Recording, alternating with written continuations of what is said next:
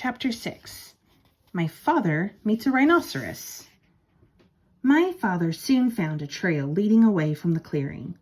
All sorts of animals might be using it too, but he decided to follow the trail no matter what he met because it might lead to the dragon. He kept a sharp lookout in front and behind and went on. Just as he was feeling quite safe, he came around a curve right behind the two wild boars.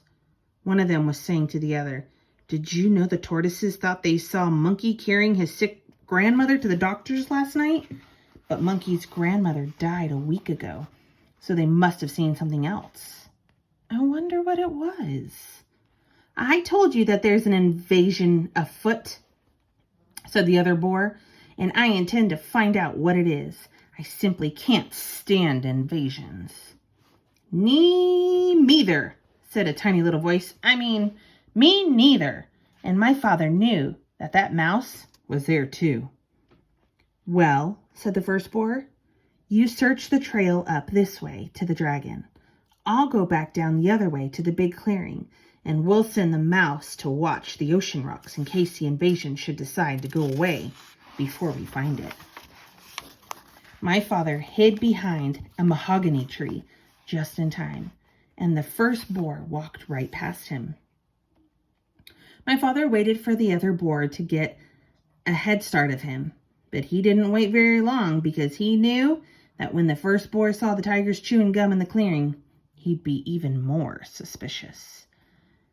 Soon the trail crossed a little brook, and my father, who by this time was very thirsty, stopped to get a drink of water.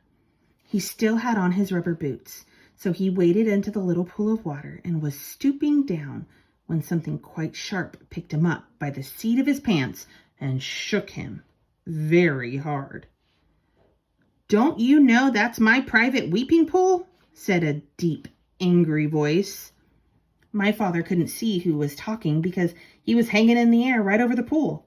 But he said, "Oh no, I'm so sorry. I didn't know that everybody had a private weeping pool." "Everybody doesn't," said the angry voice. "But I do, because I have such a big thing to weep about, and I drown everybody I find using my weeping pool." With that, the animal tossed my father up and down over the water.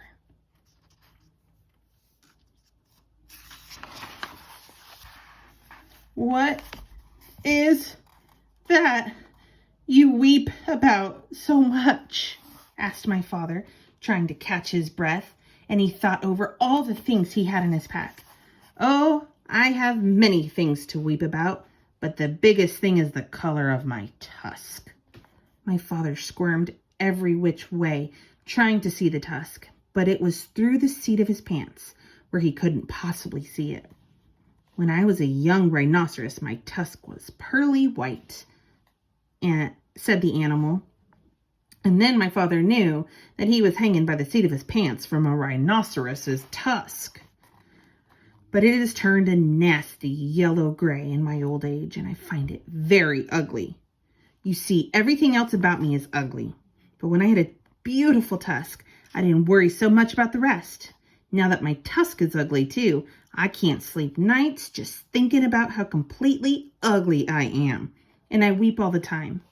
But why should I be telling you these things? I caught you using my pool, and now I'm going to drown you." "Oh, wait a minute, Rhinoceros," said my father. "I have some things that will make your tusk all white and beautiful again.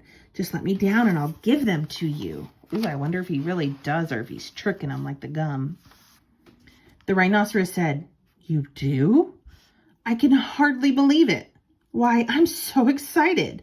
He put my father down and danced around in a circle when my father got out of the tube of toothpaste and the toothbrush. "Now," said my father, "just move your tusk a little nearer, please, and I'll show you how to begin." My father wet the brush in the pool, squeezed on a dab of toothpaste, and scrubbed very hard in a tiny spot. Then he told the rhinoceros to wash it off. And when the pool was calm again, he told the rhinoceros to look in the water and see how white the little spot was. It was hard to see in the dim light of the jungle, but sure enough, the spot shone pearly white, just like new. The rhinoceros was so pleased that he grabbed the toothbrush and began scrubbing violently, forgetting all about my father. Just then my father heard hoof steps, and he jumped behind the rhinoceros. It was the boar coming back from the big clearing where the tigers were chewing gum.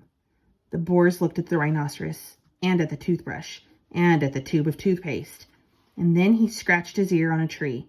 "Tell me, rhinoceros," he said, "where did you get that fine tube of toothpaste and that toothbrush?" "Too busy," said the rhinoceros, and he went on brushing as hard as he could. The boar sniffed angrily and trotted down the trail toward the dragon, muttering to himself, "Very suspicious. Tigers, too. Busy chewing gum. Rhinoceros, too busy brushing his tusk. Must get a hold of that invasion. Don't like it one bit? Not one bit.